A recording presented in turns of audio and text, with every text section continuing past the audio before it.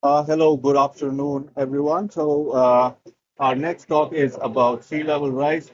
I, for one, don't know everything about it, so we're going to hear more from it from Flo, and David, Bell, and James. We're going to talk more about it and test our knowledge. So, let's see what we know. Okay, so good afternoon, everyone. Today we wanted to deliver some message in a fairly different way compared to what we are used to do usually.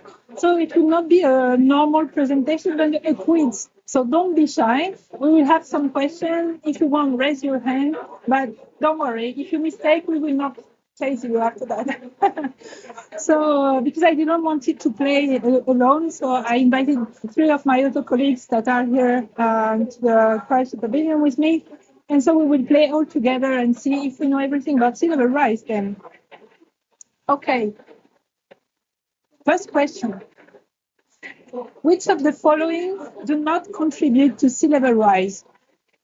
So thermal expansion of oceans, sea ice melting, glaciers and ice sheet melting, land water storage, local subsidence of coastal areas. Okay, so we think thermal expansion do not contribute to sea level rise.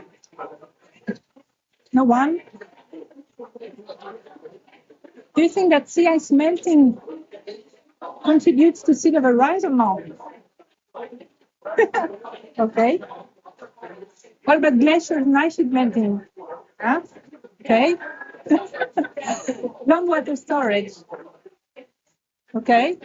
Local subsidence of coastal areas. Okay, so the answer is sea ice melting. Sea ice melting do not contribute to sea level rise because sea ice is just the frozening of the surface layer of the oceans. So the water mass is already in the ocean, so it doesn't add up mass to the ocean, so it doesn't make sea level to rise. Okay, so sea ice melting do not contribute to sea level. Okay, cool. Thermal expansion of the ocean is something very important, as you know, because ocean is absorbing the heat. Okay, so as a consequence, it's a physical law of fluids. Actually, it just expands. Okay, horizontally and vertically. So the more we heat our system, and the more ocean absorbs the heat, the more it just inflates vertically. Okay. Of course, we are melting our glaciers and ice sheets, so we are contributing directly to sea level rise with that. Land water storage is an interesting component because of precipitation, evaporation cycle, the hydrological cycle, actually. And during one period, most of the water could be released into the ocean, while during glaciation, it tends to be retained inland. Okay, so those are the main components that contribute to sea level rise nowadays. Okay, other question now. How much did global mean sea level rise since 1993? 1 millimeter? 1 centimeter? 5 centimeters? 10 centimeters? What do you think? 10 centimeters? Millimeter? Okay. So the answer is 10 centimeters. And this is because we have been meeting that much, but also expanding the ocean because of global warming, okay? As you can see on the map, sea level is not homogeneous, okay? Because it depends very much on the ocean currents, regions that are warming much than others, okay? Polar areas are still cold areas, okay? So you have land movements also, okay? So that's why sea level change, regionally speaking, is not homogeneous, but global mean, okay, is a calculation of the average of how much it raised, okay? So 10 centimeters, that's a lot, okay? What is the current rate of sea level rise? 1 millimeter per year. 2.1 millimeter per year. No. 3.6 millimeter per year. Yeah, a few answers there. 4.5 millimeters per year. So what do you think? What do you say? Yeah? 3.6. Okay. So answer is 4.5. but all the numbers are listed actually were past current rates of sea level change actually, okay? At the beginning, in the 90s and beginning of the 2000s, rates was about 2 millimeters per year, okay? Then it accelerated in the past decade to reach 3.6 millimeters per year. And now we are about 4.5 millimeters per year. So it shows you that sea level rise has been accelerating, okay? That's very important. Okay, another question. Amongst all listed items, which ones are possible consequences of sea level rise? Okay. So, permanently flooded land. Does it sound a consequence of sea level rise? Yeah? Storm surge, flooding. Yeah? Okay. Intra-urban floods. So what I mean by intra-urban floods is like when it's raining very much at one moment, okay? And then the water is have difficulties to drain into the ocean because the sea level is high. So yeah. Salty water intrusions. Yeah. Okay. Coastal erosion. Okay. Hold on. What did I do? Ah! Okay. So the answer is all of them actually. Yeah. So all of them are consequences of sea level rise, because when you rise sea level, of course, most of the water cannot reach the ocean after a rainfall or even the rivers. I mean, at some point, most of the water will not be able to drain into the ocean, so they will flood lateral parts, lateral side of the rivers. Then coastal erosion, of course, because you will rise sea level, so the area where waves will be breaking on the coast will be damaging, of course, the integrity of the coast. Then saltwater intrusion, of course, because the sea level rise and then it intrudes inland in the soil, and all the the rest we already said. Okay, perfect. No, okay, so now that we make a small quiz of introduction, I will let David to make a quiz about glaciers' contribution to sea level rise. Thanks, Flo. All right, so we're going to dive into talking about glaciers now. So we do know that glaciers are responding to climate change. Here's a depiction of Rhone Glacier in Switzerland, 1850, and in 2000 there. So you see the surface is lowering as well as the glaciers retreating. Here's an example of a glacier in Alaska between 1940s and 2000s, right? So as these glaciers are retreating, all of that ice is melting and going into the ocean and rising. Here's where I did my PhD in Indra Glacier in Nepal. You can see glacial lakes have also formed. So how much are the glaciers thinning each year? Okay, on average, all of our glaciers globally, is it 0.1 meter per year, about 0.5 meters per year, or about 1 meter per year? Meter? Meter? The average thinning is about 0.5 meter per year, okay? Now, this is all of our glaciers globally, right? So that's a pretty high amount. But you can also see that it varies depending on the region where you're located, right? So in Alaska, for example, in southeastern Alaska, we have rates that are approaching a meter or exceeding 1 meter per year. In other regions, like in the Karakoram, where the Karakoram anomaly was, right, that had almost zero elevation change between 2000 and 2019, which has since started to change as well. So it depends where you are, but on average, it's about 0.5 meter. Cool. All right. Mountain glaciers. When I refer to mountain glaciers, I'm talking about the 200,000 glaciers that are not a part of our two ice sheets, right? Not the Greenland ice sheet, not the Antarctic ice sheet. They represent about 1% of the total volume of ice that we have on this Earth. How much, what percent of global mean sea level do you think comes from these mountain glaciers? I didn't give you multiple choice, so you're going to have to raise your voice. 1%, more, 25%, roughly 20% of the contribution to global mean sea level comes from these mountain glaciers, despite those mountain glaciers just representing 1% of the total volume of our ice on the planet. Now we know that glacier mass loss is accelerating. This is one of the things that we can observe from remote sensing data primarily. There are many different types of remote sensing data and estimates that we have out there, but we can see that between 1960 and 2020, we see a very strong rate of acceleration. We also see, as Flo had pointed out earlier, that the rate of global mean sea level is also beginning to accelerate. Wow. What percent of that acceleration do you think is attributed to the glaciers? 16 to 18%. Fantastic job. Wow. You should take my class. So yes, glaciers explain about 6 to 18% of the global mean sea level acceleration. So they are quite substantial, but this is slightly lower than their contribution to the global mean sea level. So if some of the other processes are accelerating a little bit more than the glaciers currently are.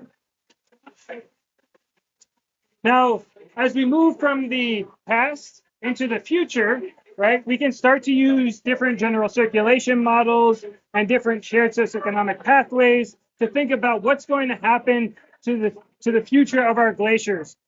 Here's an older example coming from the glacier modeling comparison that was based off of the RCPs. We've since updated these with the SSPs, but you can see that the glaciers are going to contribute between 80 and 160 millimeters of sea level equivalent moving forward. Now it's closer to about 90 and 150, depending on the SSPs. What percent of future global mean sea level rise do you think the glaciers are going to be responsible for? 1%? 10%? 20%? 15%? What is the sorry, good question. The same thing, 2015 to 2100. 10%, 15%. We see that it's roughly 20%. So the glaciers are still going to be a very large contributor to global mean sea level moving forward. There is some variability in here depending on what happens, for example, with the low likelihood, low confidence scenarios, which can start to change these percentages a bit. But for the most part, we're looking at around 20% continued into the future. And here's what I was showing is new projections. They estimate more mass loss. That means a little bit more of a contribution from the glaciers to sea level rise. We're estimating about 10 to 15% more mass loss than the glacier modeling and comparison results that were used to inform IPCC AR6.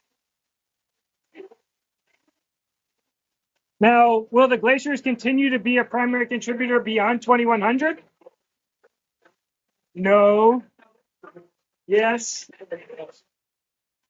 Beyond 2100, we do see that the glaciers are going to continue to contribute a lot to global mean sea level. However, what I really want to show is that you start to see large differences between 1.5 degree temperature change increase relative to pre-industrial levels compared to a 2.8 degree scenario, right? So we can see these substantial differences in what's going to happen to the glaciers that are dependent on our actions today. And next up.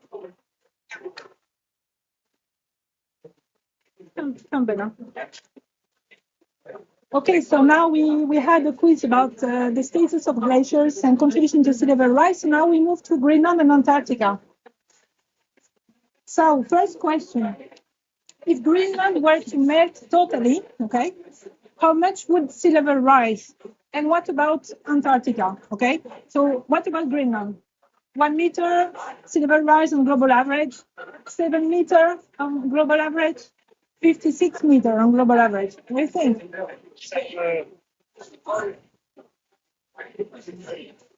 7?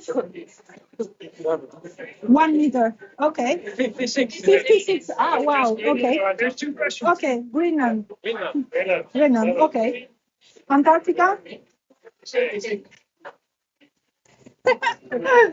Okay, so for Greenland ice sheet, actually, it represents 7 meters of sea level rise if it were about to melt totally, okay? And for Antarctica, it's about 56 meters, split it in two parts, okay? What we call the western part, which holds 4 meters, and the eastern part, which holds 52 meters, okay? So Antarctica is much bigger than Greenland, but that's 7 meters, it's already a lot, huh? Even for Greenland. How does Greenland melt? And what about Antarctica? So Greenland, surface melt, basal melt beneath the land ice, so the ice that is on a continent, basal melt beneath the floating ice, okay, on the ocean. What do you think about Greenland? 1 and 2, 1, 2, okay. And what about Antarctica? 3, 3. Okay. So for Greenland, you have all of 3, because Greenland also have some glaciers that ends in the ocean. Okay. But it's not the major part of Greenland that melts because of the ocean. But Greenland is mainly melting at the surface, okay, because of atmospheric warming. And it melts a bit beneath because of the geothermal heat flux coming from the Earth, okay?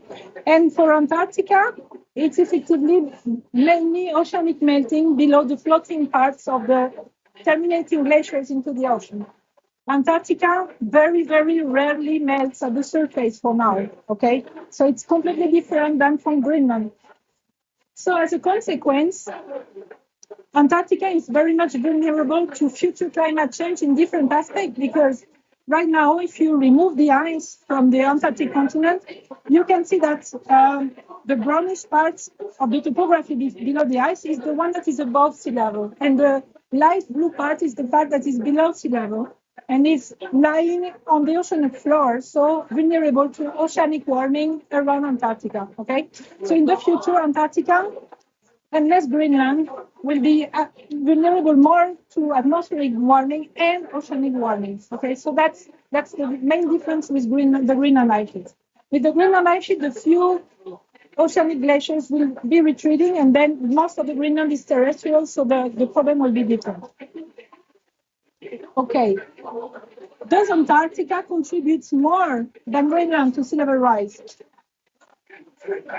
What do you say? No?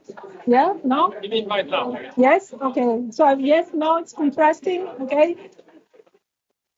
So no, the answer is no. Okay. Greenland contributes a little bit less than 1 millimeter, and Antarctica represents half of the contribution of Greenland. So nowadays, Antarctica contributes much less than Greenland. But in the future, we have potential for what we call massive ice sheet instability, so rapid discharge of a large volume of ice in the ocean. And this is because I was explaining before, we have this marine terminating glacier that floats on the ocean. And if we bring oceanic warming, if we increase oceanic warming, so the warm water will continue to flow below those floating platforms, and they will thin because they will melt from below, okay, and they will disintegrate, and it will trigger what we call step back in the grounding line. So the last point that the glacier touches the ground, actually, okay? It's a dynamical equilibrium of the ice sheet. It's the physics that's called marine ice sheet instability. Now, we have another one that, in addition to the oceanic warming, can have also some surface melt that infiltrate the crevasse and contribute to hydrofracturing on these floating platforms, okay? And so it creates another instabilities and a massive retreat back inland of the ice, and a massive discharge of ice into the ocean, and a rapid large sea level rise, okay? What is the timing of those instabilities? A few centuries in total, from when they trigger to when it ends and find a new equilibrium. we have a very fast trigger that could happen now, okay? It's a tipping point, so a threshold in oceanic temperature or atmospheric temperature, but when it passes, then those platforms disintegrate and the glacier has to reach it back, okay? And this can happens very, very fast in those decades, basically. But then the consequences are on the long term. I mean, the time that the glacier needs, the ice needs to refine an equilibrium is a few centuries ahead in the future, okay? So if we trigger this collapse of floating platform, then the consequences will last for a long time, okay? So that's very important for that. This is a simulation illustrating this, okay? It's a part in the western side of Antarctica, showing that basically in 2 centuries ahead in the future, 2 to 3 centuries, the area can disintegrate, okay? That's the time scale of this disintegration, okay. Okay, now I pass over for paleo aspect of the ice sheet because it's important to have an idea on how they behaved in the past, to understand if it's normal how they behave now and how we project them to behave in the future.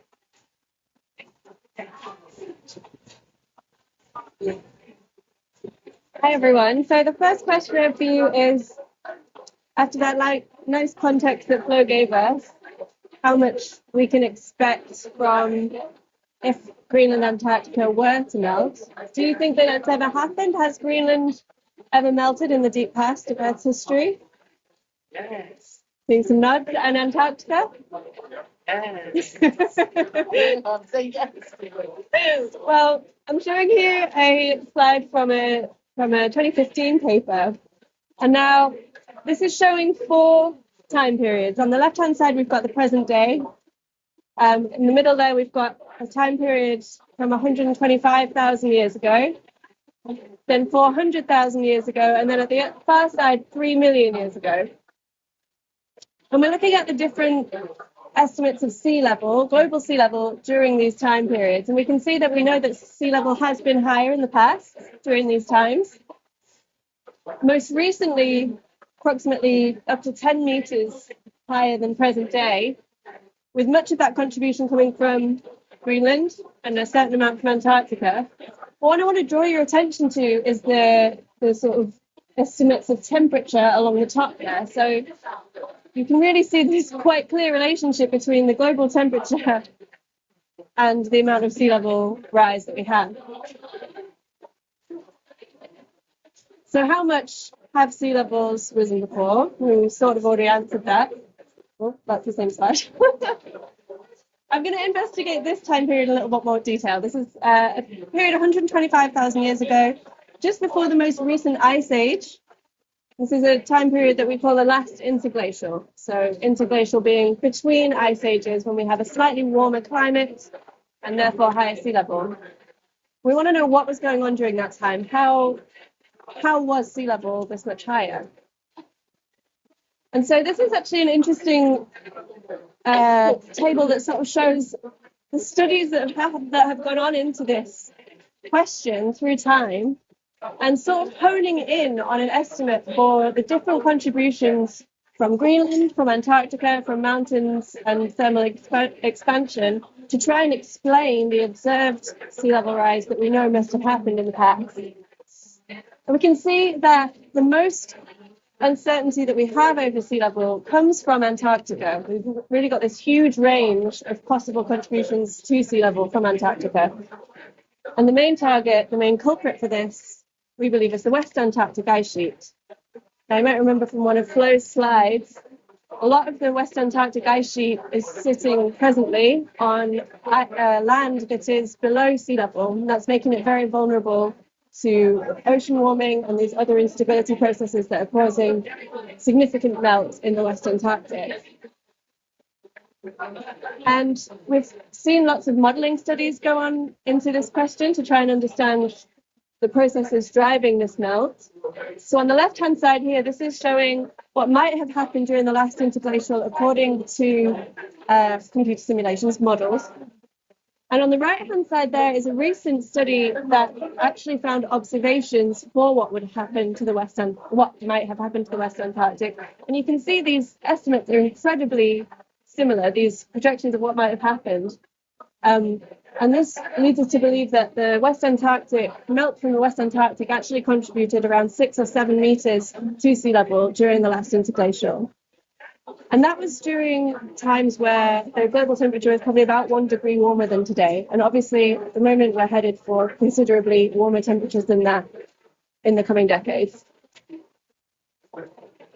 And I just want to draw your attention to this one more time and maybe provide a bit of a context for what James will be telling you about very shortly. So this paper is actually maybe a little bit out of date now. It's from 2015, and it's showing CO2 levels, temperatures, and a corresponding sea level rise. But you can see that we're continuing to emit CO2. We're continuing to emit greenhouse gases.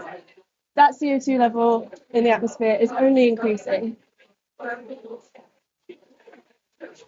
The other interesting thing that the thing I find most interesting about Antarctica, I'm a paleoclimate scientist originally, so I'm used to investigating the climate of the past. This is the Antarctic ice sheet, so we can see that in places in the East Antarctic, it's several thousand meters thick. But what's really exciting about that is that it allows us to go back in time, drill these ice cores, and understand how the climate has changed in the past. We can also investigate the greenhouse gas levels in the past by analysing the contents of these little bubbles that get trapped inside the ice sheet. This is showing the last 800,000 years of CO2 in the atmosphere from Antarctic ice cores. Where it goes lighter blue, that's where we have these interglacials, these warmer periods. Where we have darker blue, we have lower concentrations, lower temperatures. That's our ice ages, when the ice sheets expand. On the right-hand side, we've zoomed in on the last 1,000 years, and this is showing really the context for what it is that we're going to be facing in the coming centuries. Because what we're doing to the planet at this point is pretty much unprecedented, at least in the last million or probably several million years. The science in this field is evolving very quickly. We're learning a lot more about the ice sheets. Historical data help us to more accurately predict future change by understanding more about these processes that are driving melt from the ice sheets and contributing to sea level rise. But it's quite clear that we have a pretty important choice to make in the coming decades about how this continues. And with that, I'll hand over to James, I believe. Thank you. Thanks, Bella. So now we arrive to the part about tipping points and future projections and impact. So I will be doing that with James. So back to some questions. Do you think that plus 1.5 degrees is enough to trigger irreversible ice melt? Yes or no? Yes. Yes. Yes, yes. Okay, so yeah, the answer is yes. And I explain a bit this graph. So on the horizontal scale, you have temperature warming in the future, okay? And the blue bar represents the plus 1.5 degrees warming, okay? And then you have all the components of the cryosphere here, okay? The ice sheets, Greenland ice sheet, West Antarctic ice sheets, marine-based East Antarctic ice sheet, terrestrial part of East Antarctic ice sheet, and the glaciers, okay? The bars, they represent the uncertainty that we have in the tipping point of the component of the cryosphere, okay? So it means that for some of the components, you can see the blue bar go across this temperature range of uncertainty, which means that possibly some parts of Antarctica and many of the glaciers already passed their tipping point. So it means that they already have, they are already showing some irreversible melting, okay? And it will continue in the future, of course, the more we warm and the more we will pass tipping point for the different elements of the cryosphere.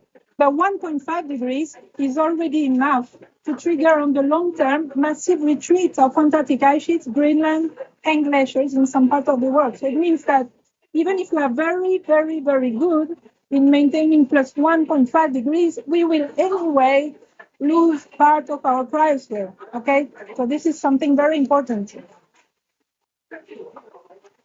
If we stop emitting now, will sea level continue to rise?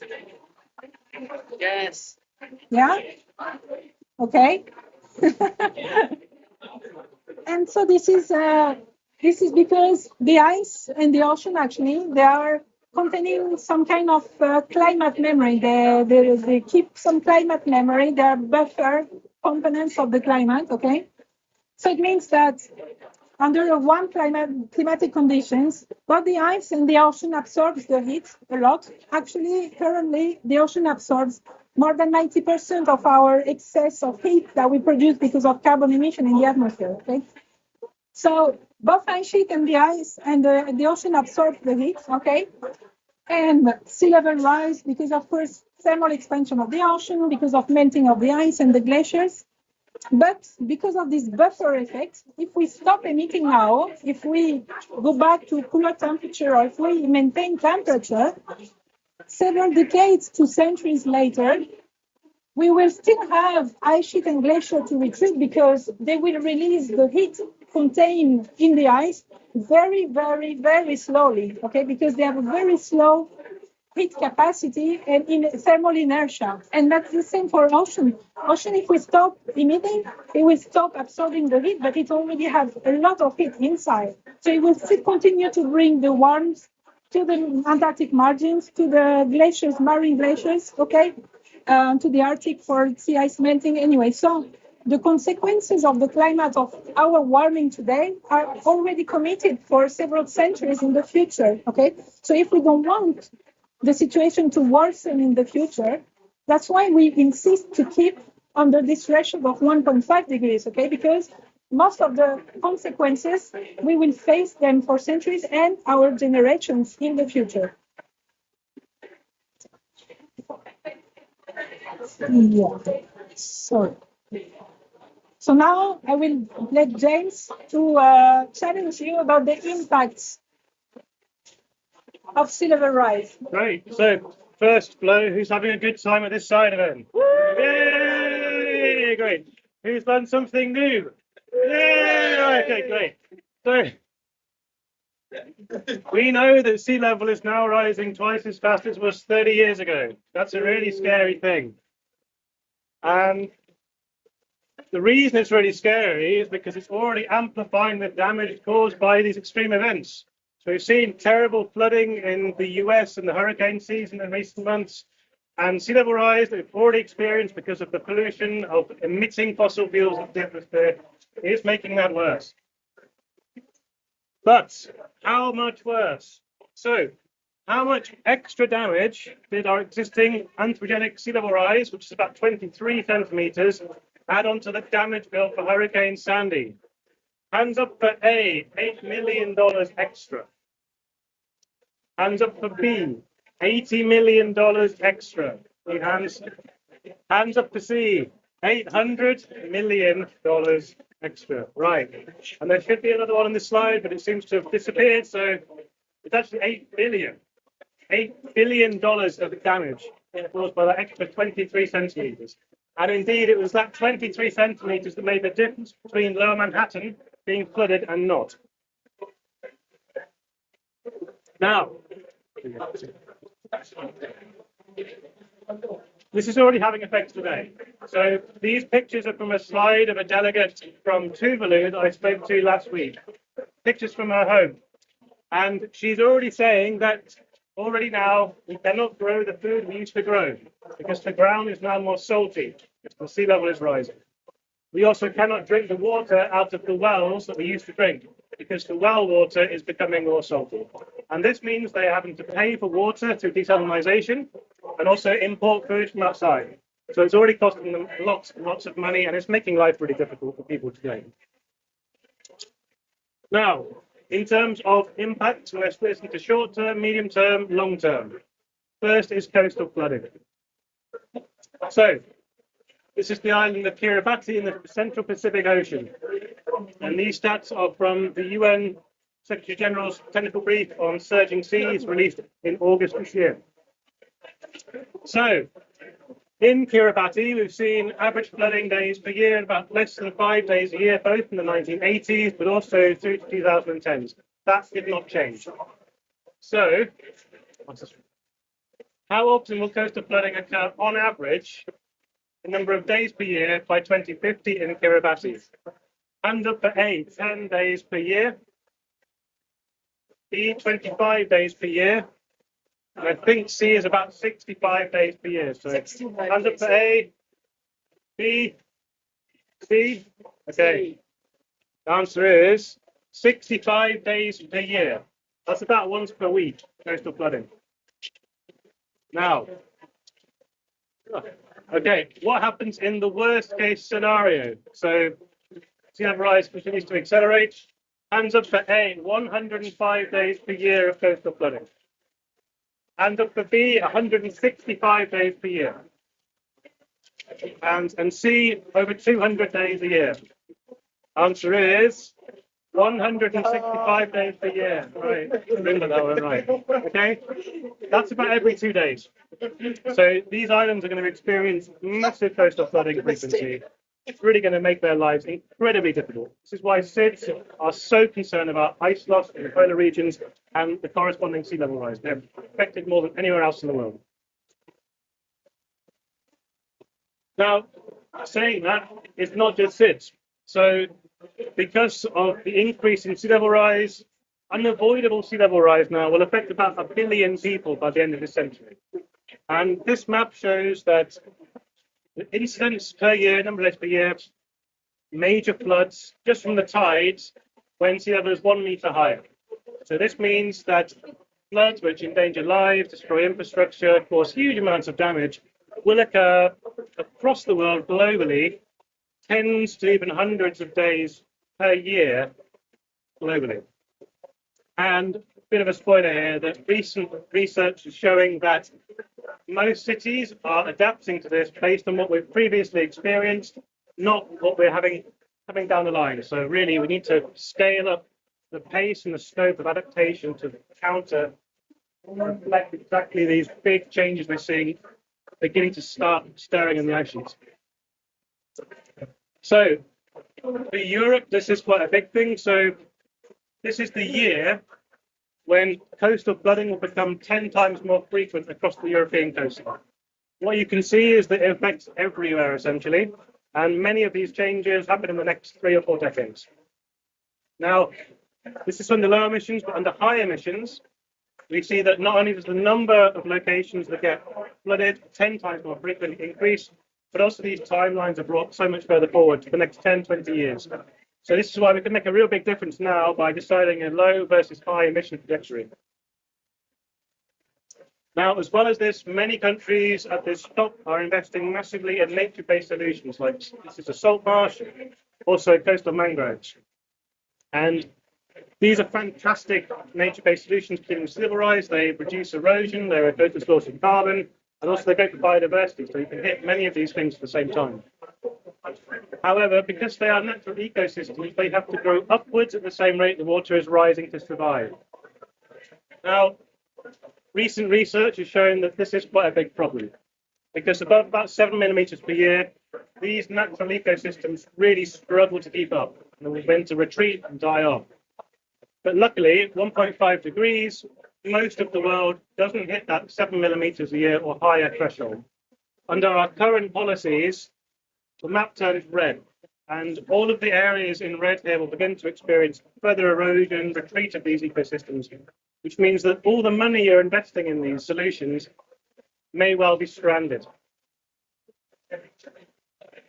So how much will sea level rise in the future? It's been slightly messed up here, but what you see is that the first message is that we've locked them in already. We're talking IPCC between about 0.5 meter to 1 meter by the end of the century. How much difference can we make by doing low versus high emissions? So currently, under low emissions, we're talking somewhere between 0.5 meter and about 3 meters by 2300. If we continue on a high emissions pathway, we're talking minimum 2 meters roughly, but it could be up to 7 or potentially even more if these ice sheet instabilities kick off more rapidly. So this is a really big difference we're deciding today. What does this mean in terms of long-term existence of nations? So this is at 1 meter sea level rise for the capital of the Bahamas. You see that it begins to get kicked in. This amount is probably inevitable now in the long term, but if we act now, we can slow this down to hundreds or thousands of years. But if these ice sheet instabilities kick off, we could see this in the next 50 years or so. By 3 meters, the island goes underwater. It's not just SIDS, we've also got Europe massively exposed. This is just 1 meter. This is Hamburg in Germany at 1 meter. And then at 3, it's massively hit. So think of the economic damage committed by our choices today in terms of our policies. This is Copenhagen and Malmo, 1 meter. 3 meters, the airport goes underwater. So imagine how much it would cost to resite Copenhagen Airport. Valencia at 1 meter in Spain, 3 meters. I'm sure the images from the recent flooding there from rainfall are still fresh in our minds, but what will we do when the flooding doesn't just come from the sky, but also from the sea? And we can't defend against this. This is the choice we're committing to by our current policies today. But it's not just the EU, it's also the biggest emitters. So this is Shanghai in China at 1 meter and 3 meters. In a similar way, Miami, famously so at 1 meter and at 3 meters. Finally, the Audi seas, Karachi in Pakistan at 1 meter and at 3 meters. Dhaka in Bangladesh, 1 meter. By 3 meters, it becomes an island. So we're talking about having to potentially move cities if we continue to push our ice sheets more and more and more in the future. So I'm going to hang up the phone now to finish this again.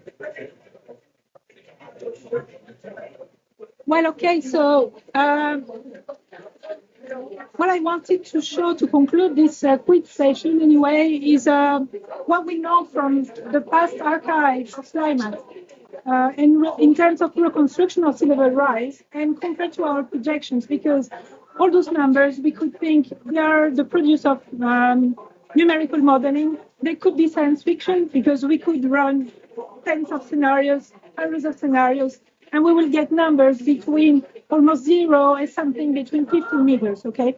But is this range completely science fiction? This is really important, right? Because what we want to understand is that, yeah, are they just probabilistic statistics on sea level rise, or can we trust anyway the range?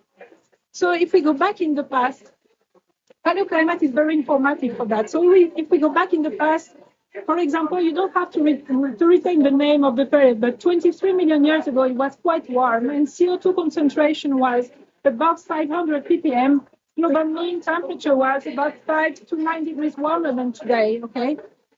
Sea level rise was about 20 to 30 meters, even more, so it means that most of Antarctica was melted at that time.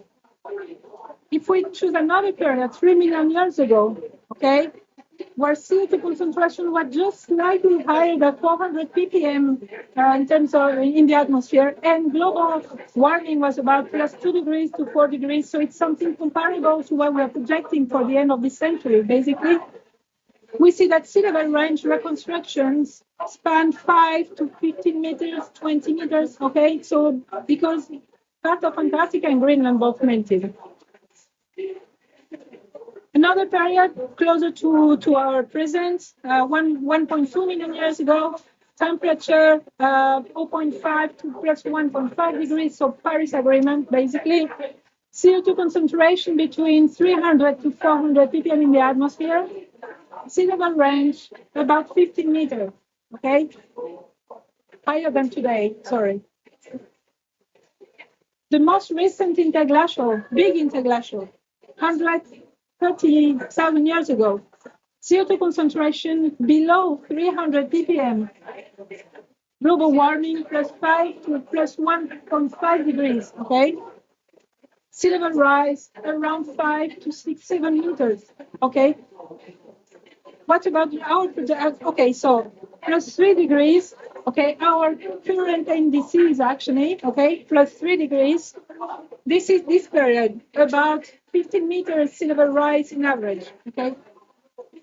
Plus 1.5 degrees or something close, okay? It's those two periods anyway, ranging about 5 to 10 meters, 15 meters, okay, of sea level rise.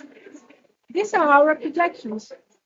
By 3 centuries in the future, okay? 3 centuries in the future, so 2300, we have something ranging a little bit below 5 meters for the Paris Agreement, and something about 15 meters for the worst case scenarios. So compared to the period in the past, those numbers are not science fiction. Okay? So can we trust the range of projections? Yes, we can, definitely. Do we know what will be the scenarios? No, because it depends on us.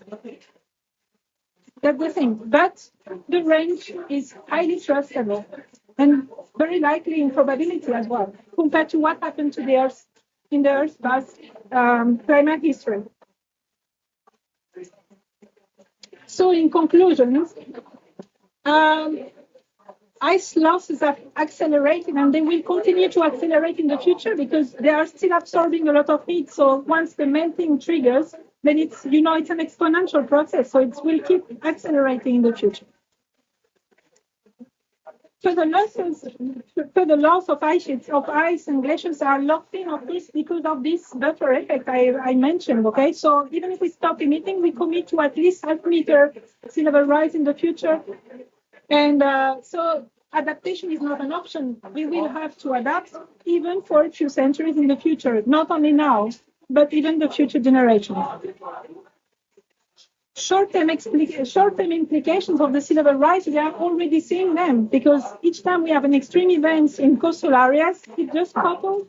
It's somewhat with sea level high tide problems or already global mean sea level rise that stops the water from draining into the ocean, increase the areas that are damaged by storm surges. So we are already seeing that. I mean, this is visible in many places of the world.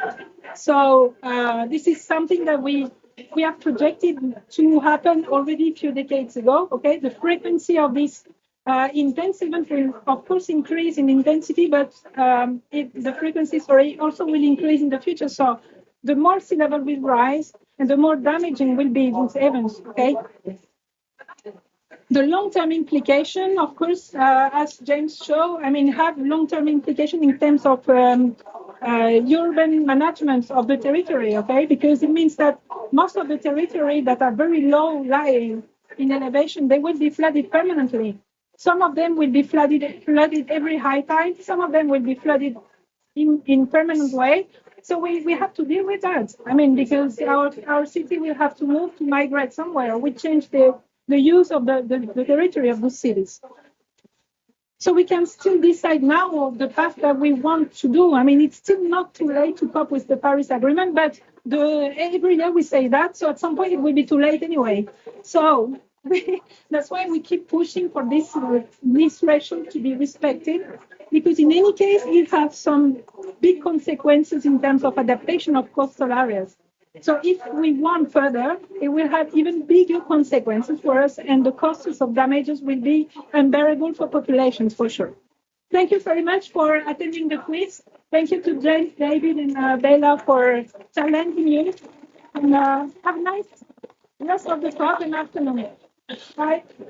If you want to keep updated on the state of the cryosphere, the IC is publishing every year the state of the cryosphere report that we keep updating as scientists contributing to that. So download it on the website and keep on stay tuned on the IC activities. Thanks. Very good. That was First one. Yeah, it was I fun. like the interactiveness.